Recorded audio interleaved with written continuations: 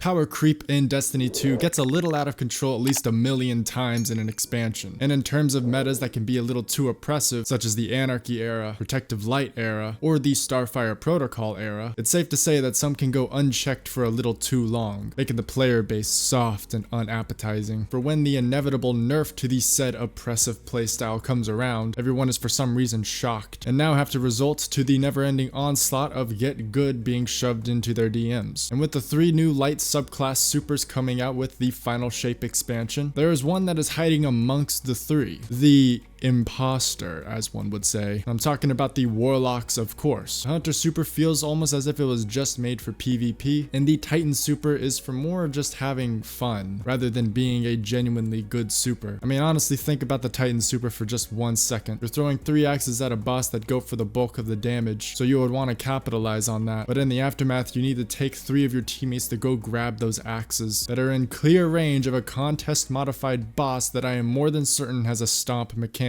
to them. What was Bungie cooking with this one on God? Not only that, the playstyle implies that you should take off your weapons just to clearly go and smack around a dude for less damage. But from where 2 supers fall short for me, the Warlock super is coming to carry the game, and in a way that is worse than any Starfire Protocol meta ever could be. The Warlock super is called Song of Flame, and at first glance it looks just like a decent super. Not the worst super under the sun, but nowhere near the best. That is until you get into the timestamp of 55 seconds, and you see that the super actually synergizes with grenade-based perks on weapons. And with this said, Demolitionist is a grenade-based perk. And in additional news, Apex Predator can also roll with Demolitionist. Now in some more devastating news, I am told that the Song of Flame super does 2 additional things. 1, it makes it to where your solar weapons now apply Scorch upon hit, so Apex Predator now being able to ignite bosses on top of the massive amounts of damage it can do. And 2, the Song of Flame grants allies increased grenade recharge rate as well. So not only does the Warlocks now have a pocket Starfire meta, but he can grant it to the rest of his team as well. So for the hunters on a solar super, not only will you be shooting off the highest damaging super, but you have access to pre-nerf Starfire yourself just as long as you have a Warlock on the team. Now for the last 2 points that I just said, this is all what I'm told by third-party sources. Take it with the biggest grain of salt, of course. Now, why this can be seen as a problem lies all in the Day 1 Final Shape raid. Crota's Day 1 was a test field as Joe Blackburn described, a way to test to see how hard the Day 1 raid for the Final Shape should be. And though we have memes of people saying that it should be harder, at this point I'm starting to think that it needs to be. Not only is one of the most busted metas back in Destiny 2, it's non-class specific. All you need is that 1 Warlock on your team. And as a bonus note, no one needs to fight over Witherhorde, because with the super, the Warlocks don't rely on tick damage. So in my future Day 1 raid team, just know that I call the Witherhorde. Yes, I'm a hunter main, but fuck off, I want my damage over time. Now on the bright side, Warlocks, 1 of you are officially able to step off of the Well of Radiance. The rest of you best remain knowing your place. So that's all I really wanted to talk about. With the Season of the Witch now being out for a little bit now, the content do be slowly drying up as usual, so I'll just see you in the next video. If you need some more content, look at this Ratchet video right here. Peace.